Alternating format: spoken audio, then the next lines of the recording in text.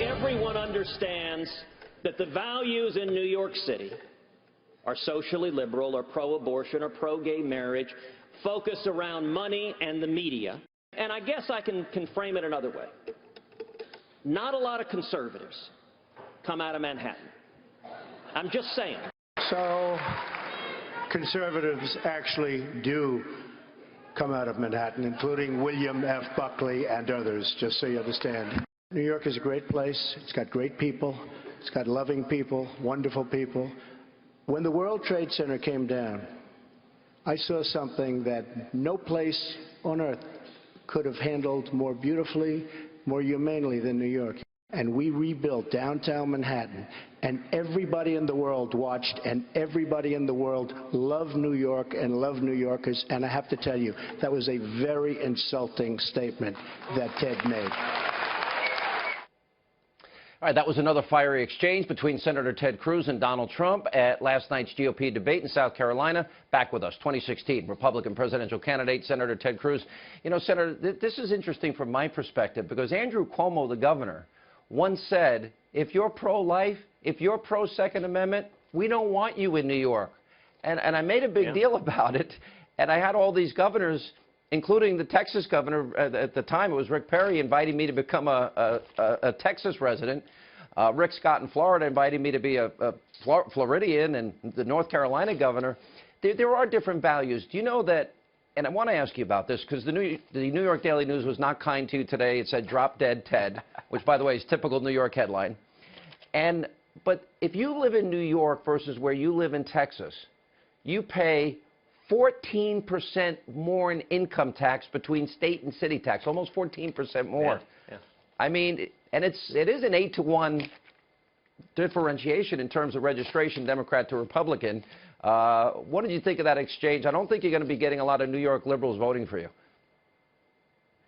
Well, that's probably a fair assessment. Listen, everyone knows what New York values are. As you've noted, we've tried to woo you to come down to Texas because the New York politicians are doing everything they can to chase you out of there. Of course, we all honor and revere the first responders, the police officers and firemen who rushed into the Twin Towers. I have been standing and fighting for the cops and day of the campaign, and Donald knows that.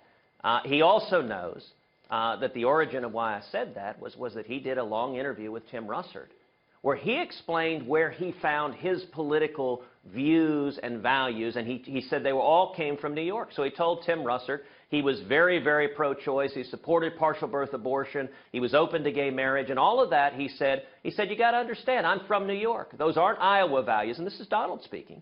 He said that's what New Yorkers believe, and that's why I believe it.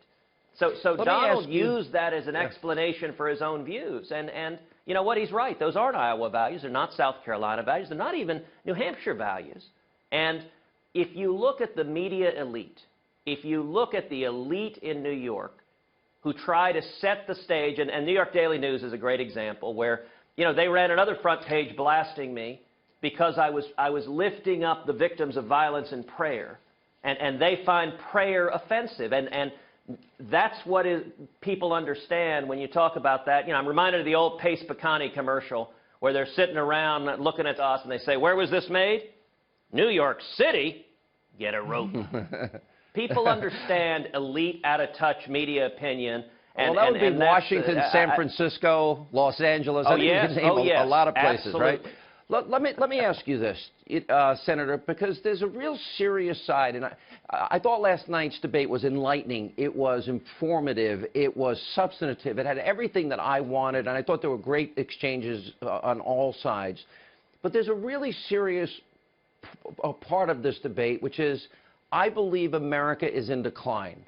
When you have 94.5 million Americans out of the labor force, 50 million in poverty, 46 million on food stamps, you have a doubling of the debt in 8 years, median income down, housing sales down.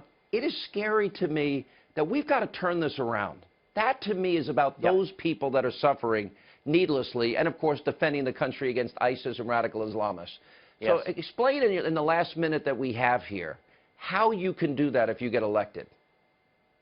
Right. Look, people are hurting and they're scared. Obama's State of the Union was more a state of denial, claiming the economy is doing great. Working men and women are getting left behind, but we know how to fix this. We get back to the common sense principles that built America. We pass a simple flat tax. We repeal Obamacare. The economy will take off. There will be jobs and small businesses growing everywhere.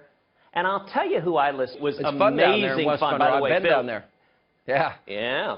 Phil is an amazing shot. That man knows how to handle a shotgun. And Phil ended up endorsing me, which was incredibly cool. We put together this video with me in camo and face paint.